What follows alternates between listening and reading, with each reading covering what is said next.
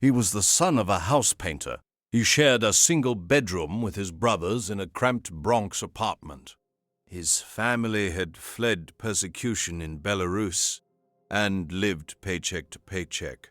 You'd think a poor Jewish kid from one of New York's toughest boroughs, with no fashion training and a name like Lifshitz, would never build a luxury empire, but you'd be wrong.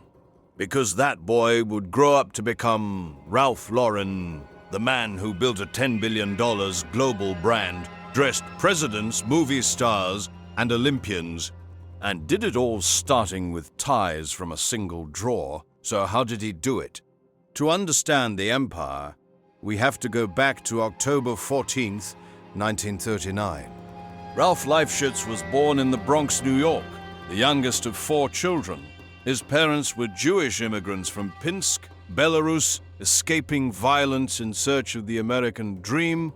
What they found was a 1-bedroom apartment in a rough neighborhood. 4 kids, 1 room. Money was always tight. But even as a child, Ralph was different. On Saturdays, he'd stand outside movie theaters, not for the story, but for the style. Cary Grant in tailored suits, Fred Astaire in elegant evening wear, Katharine Hepburn in riding clothes. To Ralph, clothing wasn't fabric, it was transformation. By age 12, Ralph saved enough money to buy his first suit. It wasn't expensive, it wasn't designer. But when he wore it, he became someone else.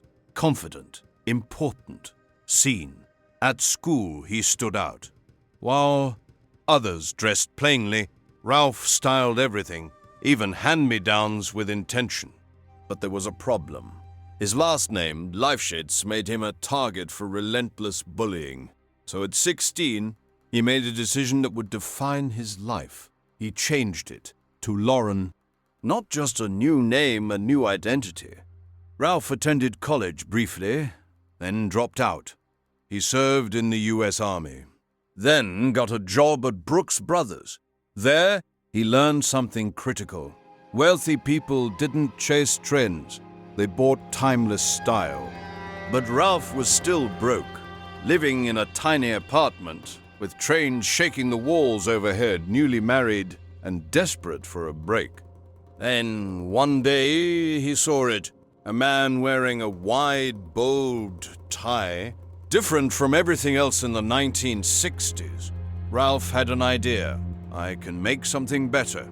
At 28 years old, Ralph pitched his idea to a tie company. They rejected him. The world isn't ready. So he did it anyway. In 1967, he launched his own line, borrowing $50,000, working out of a single drawer in the Empire State Building. His ties were different. Wider, bolder, luxurious. The opposite of what was popular. Then came his biggest test, Bloomingdale's. They loved his designs, but demanded changes, make them narrower. Remove his label, Ralph was broke. This deal could change everything. He said no. He walked away. For 6 months he struggled. Then Bloomingdale's called back. They wanted his ties, his way.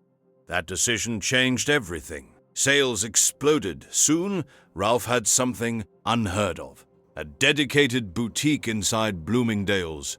Then he expanded. Full menswear, a lifestyle vision. In 1972, he launched the iconic Polo shirt. Simple, elegant, timeless. Then Hollywood came calling. He designed costumes for The Great Gatsby. Then Annie Hall. Suddenly, Ralph Lauren wasn't just fashion. He was American style. Ralph didn't stop at clothes. He built a world.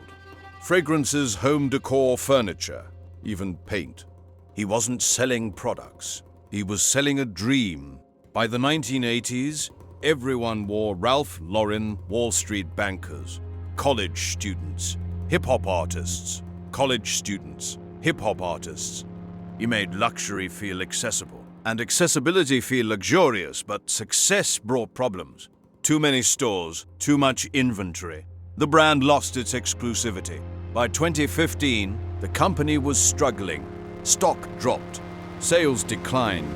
For the first time, Ralph stepped down as CEO, but he didn't step away. With a new strategy, the brand refocused. Less noise, more identity, back to timeless style, and it worked. Today, Ralph Lauren is worth billions, but his real legacy isn't money. It's what he proved. You don't need privilege to understand elegance. You don't need a degree to build something great. You don't need approval to follow your vision.